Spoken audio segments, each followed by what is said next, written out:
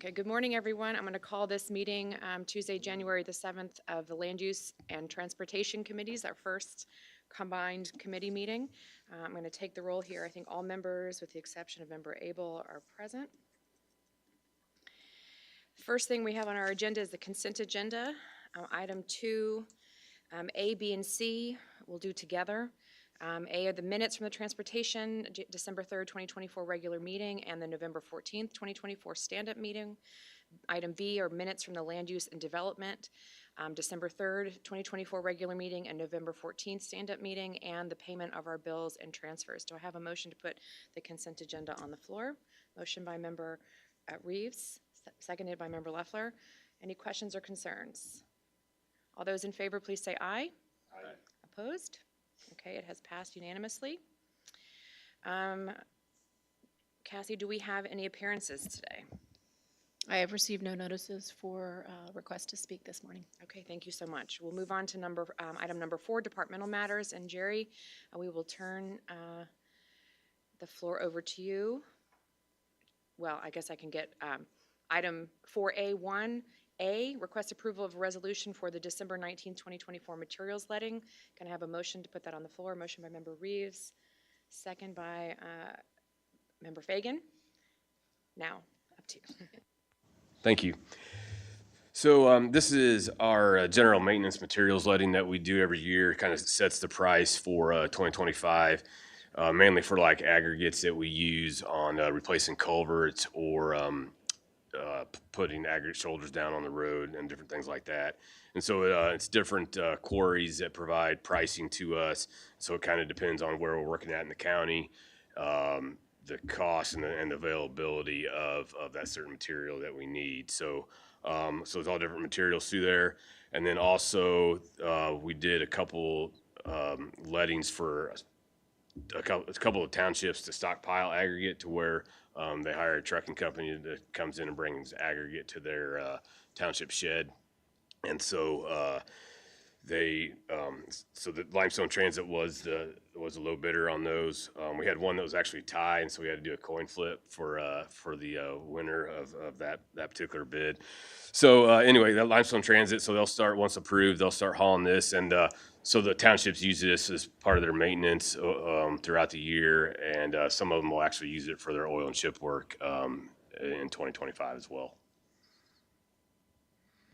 Any questions?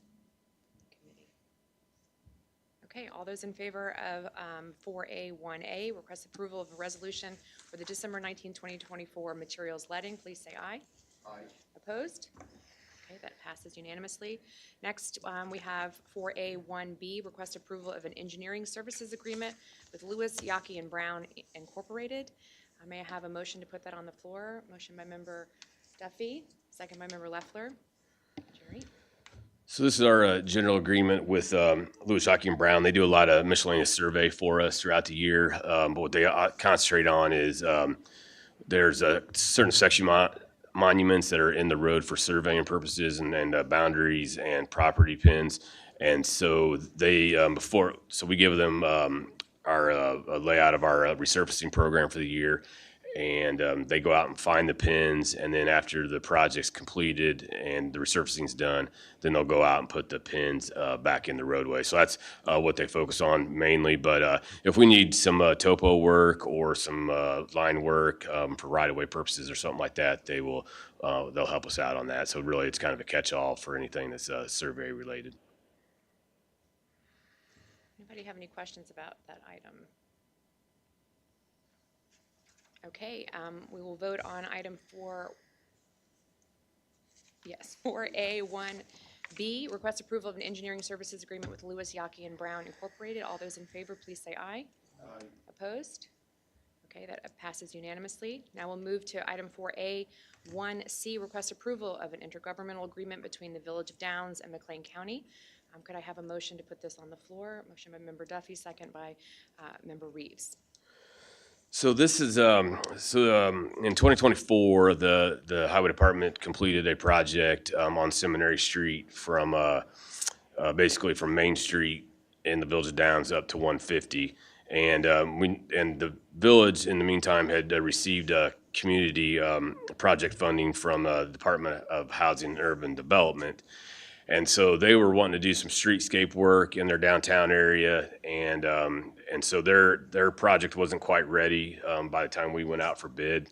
And so as part of our resurfacing project, the original resurfacing project, we were actually going to go to Franklin and resurface that road and take care of the sidewalk ramps. But in the meantime, as they were getting into the design, there was a chance where the profile of the road might needed to be raised or lowered to tie in, because there's some buildings that need to be ADA compliant. So there was some additional sidewalk work that needed to be done there, and a lot more really fine design that needed to be completed there. So so this agreement, the highway department's going to pay for what the resurfacing costs would have been if we would have done the resurfacing in 2024. So that's what we're going to pay, but it also covers us if the village doesn't complete the project for whatever reason, if it gets hung up somewhere by December of 2026, then the village is going to pay us back for the money that we're going to give them, and another, so basically a total of $475,000. So then we can complete the project as needed. So kind of covers us in that regard, and allows them to kind of do what they need to do as far as the profile of the road. We're still going to pay for our portion of the roadway work, but and still maintain it as a county highway. And we put certain parameters on how much sight distance we needed to have from the intersections. And so we limited the amount of parking that they could have on the road, and that. So they currently they have an engineering firm on board to do the design work, and so they're working on the design work, and hopefully their goal is to have it constructed here in 2025. So, but I want to get this agreement in place so we could pay them our portion, and then we still have some backing if they don't complete it. Any questions? Please go ahead. On Seminary Street, Jerry, how wide is our right-of-way? Does it go to the storefront to storefront? It does. So when they want to do cityscaping, what all does that entail on the county's right-of-way? It's basically wider sidewalks. I think they're looking at maybe putting some benches in, maybe some, I think at one time they're talking about planters. I don't know if they really nailed down maybe the streetscape aspect of it, but I think the whole idea was to get wider sidewalks and make them ADA compliant so they can get them into the building. They might put some additional light posts in there in certain spots, and different things like that. So that's kind of what they're looking at doing. You know, when we usually do these resurfacing projects through a municipality, we're not responsible for the sidewalks themselves. We're just responsible for the ADA ramps that connect to our road, and so that's usually what we focus on replacing. When we did our project going to the north, we actually did all the sidewalks and ramps at that point, knowing that the village was going to come in and be doing all this work in their downtown area. Any other questions? I just sort of, for the record, all of that design decision-making for those streetscaping is not ours, right? The decision-making about how that's going to look is up to the village itself. It is up to the village. We'll have a say in exactly where it goes, and to make sure it's not a hindrance to the road. Any additional questions? Okay, we'll be voting on item 4A, 1C, request approval of an intergovernmental agreement between the Village of Downs and McLean County. All those in favor, please say aye. Aye. Opposed? Okay, that passes unanimously. We'll move on to 4A, 1D, request approval of bridge fund resolution for Golden Bridge, section 23-00044-14-BR, Lexington Leroy Road. And can I get a motion to put that on the floor? Motion by Member Fagan, a second by Member Duffy. Sorry, I need an extra cup of coffee. It's up to you. So this is, I got some pictures here of the existing bridge. So this was, so the original structure was actually built in 1933, and it was added on to in 1972. And so I'll show you, there's some pictures here that you can see where it's starting to deteriorate underneath there. This is kind of a street view of it. So this is a two-span bridge, which we don't really build two-span structures anymore because it kind of hinders the flow. And but you kind of can see some of the cracking that's occurring here on the piers, and some of the concrete that's starting to fall off. And this is all on the original section here that we need to take care of. And so so this is a project we're almost got the design complete. We're looking at getting some right. We got to get a little bit of right away from a couple of landowners, and just a couple more here. Kind of see some of the spalling that's occurring underneath there that's starting to deteriorate, and some of the drains are causing a problem. And so so the bridge is currently 28 foot wide, and it's going to be 32 foot wide once it's all said and done, and it's also going to be 20 foot longer. We're going to open up the sides there to help that water flow, so it's not restricted by those closed abutments. So hopefully we'll be having a letting for this project in February, and we'll bring that back for approval when we do that. Anyone have any questions? Mr. Fagan?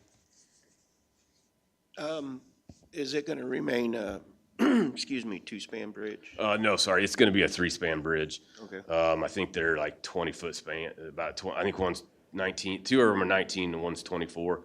The middle span will be 24, and I think that'll encompass the whole width of that channel. Okay, thank you.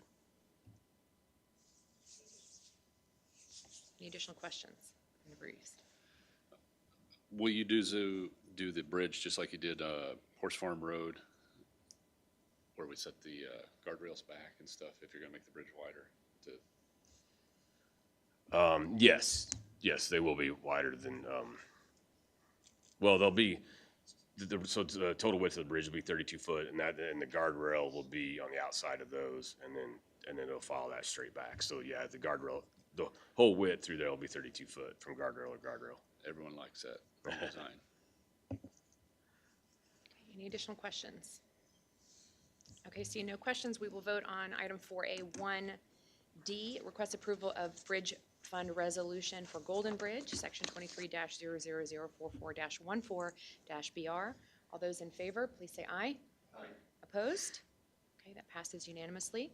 And now finally, 4A1E, request approval of intergovernmental agreement between IDOT and McLean County for the Route 66 Bike Trail, section 24-00001-07-BT. Can I have a motion to put that on the floor? Motion by Member Reeves, second by Member Duffy. So this is actually the same exact agreement that we approved last month, where for the project that was going from Funks Grove down to the village of McLean. So this is a second project that's for the Route 66 trail that's going up near Lexington, about 3/4 of a mile north and 3/4 of a mile south or so. And so so this is the agreement to allow us to allows the county to put the bike trail on the Route 66 trail, and then it calls out who's responsible for maintenance. The difference is this is the other trail down to McLean was Illinois Transportation Enhancement Funds. This is actually funded by the Department of Commerce and Economic Opportunity. So so we're actually going to be letting this will be like an in-house project that we're letting and controlling on our own as far as the project goes and that type of thing. So so yeah, just basically the same type of agreement, and it's just another trail that we're putting in. This trail is a lot smaller, and it's going on the old alignment, so there's not a whole lot of reconstruction work or anything. We'll have to do some work at the intersections for ADA compliance into the roadways and crossings and that, but the rest of it's just mainly right on the old alignment, so it should be a fairly quick project. Anyone have any questions for Jerry on this? And we always love a Route 66 project. Okay, all those, we're going to vote on 4A1E, request approval of intergovernmental agreement between IDOT and McLean County for the Route 66 Bike Trail. All those in favor, please say aye. Opposed? Okay, that passes unanimously. Okay, Jerry, I think you've got some information for us. Yes, I do have one information item that I want to just draw to your guys' attention that's going to go in front of the Finance Committee tomorrow, and that's to request a reclassification for our civil engineers.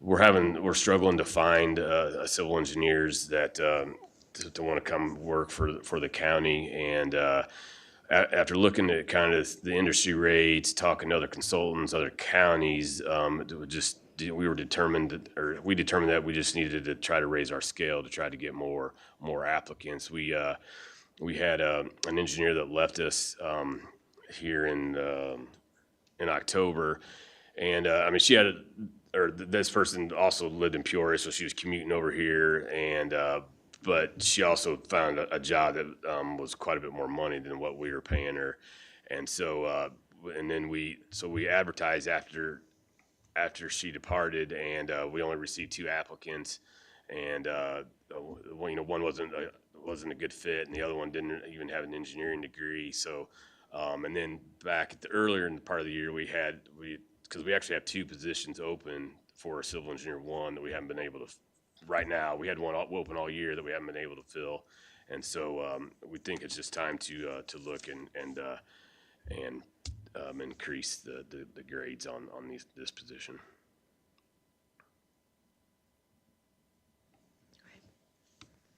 So we're not actually looking to add positions, just up the pay? Correct. Any other questions for the Highway Department? As I sort of said at the beginning, I'm sure we were the only 3 people who were thrilled that it didn't snow. I think that our county kind of got off easy with this last go-round, but we appreciate your readiness. Yeah, we still up and around Gridley up north. We still had like 6 inches of snow that we were fighting all day yesterday and that. But yeah, luckily, I don't know. I kept looking at the radar all day, and we was like a bubble that was just kind of right over Bloomington. That It's the Bloomington bubble. I guess so. So we'll take it. Was there any mutual aid with our colleagues in Champaign County, or they're sending our trucks or any of that? Has that ever happened? They hadn't reached out or anything yet at this point, but I imagine they have the crew and to handle it. Okay. Any other questions for Jerry? All right, thank you so much. We will move on to item 4B, Phil Dick. We have no items for action, but Phil, you have a permit summary for us.